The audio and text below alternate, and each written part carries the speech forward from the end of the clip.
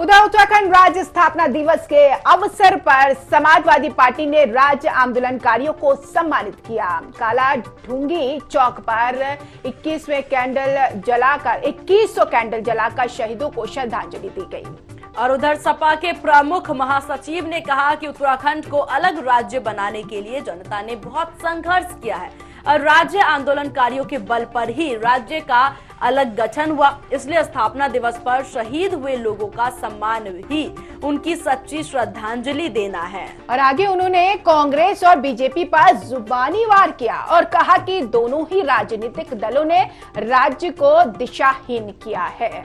तो जैसे ही विधानसभा चुनाव फातिमा नजदीक आते हैं और अब इस तरह के कार्यक्रमों में भी नेता पीछे नहीं हट रहे हैं, आरोप प्रत्यारोप का सिलसिला को थमने का नाम नहीं ले रहा। जिस तरह से कार्यक्रम में पहुंचे, श्रद्धांजलि दी गई सपा कार्यकर्ताओं द्वारा, उसके बाद इस तरह से कांग्रेस और बीजेपी पर वो निशाना साधते नजर आए, जहां उन्होंने कहा कि इन्होंने दिशाहीन कर दिया है राज्य को। अब चुनाव नजदीक है तो उसके बाद विपक्ष का अपने बोलबाला लाने के लिए कुछ भी किसी भी तरह की आरोप प्रत्यारोप की चीजें शुरू हो जाती है। अपनी छवि बरकरार रखने के लिए ये सारे कार्यक्रम पर जोर देते हैं और ये स्थापना दिवस हर कोई मिलजुल कर मनाता है। और ऐसे में अगर राजनीतिक पार्टियां पीछे रह गई तो उनको कहने के लिए कुछ नहीं होगा। और यही वजह है सपा ने 2100 कैंडल जलाकर इस खास कार्यक्रम को मनाया है। और ऐसे में जिस तरह से इस कार्यक्रम को मनाया गया, उसके बाद सपा ने कांग्रेस और बीजेपी पर जमकर जुबानी हमला बोला और राज्य को दिशाहीन करने की भी बात कही, क्योंकि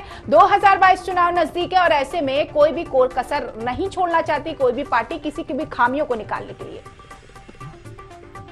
सबसे पहले तो 21वें अपने स्थापना दिवस पे प्रदेश के हम लोग सबको, प्रदेशवासियों को बहुत बहुत बधाई देता हूँ समाजवादी परिवार की ओर से।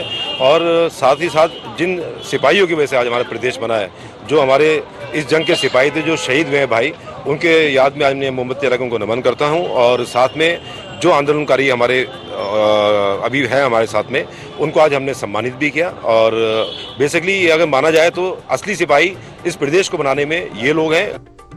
फातिमा, जहां उत्तराखंड राज्य निर्माण स्थापना दिवस के मौके पर कुमाऊं मंडलायुक्त सुशील कुमार ने मुख्य अतिथि के रूप में शिरकत की और कई कार्यक्रमों का उद्घाटन करते हुए प्रदेशवासियों को शुभकामनाएं भी दी।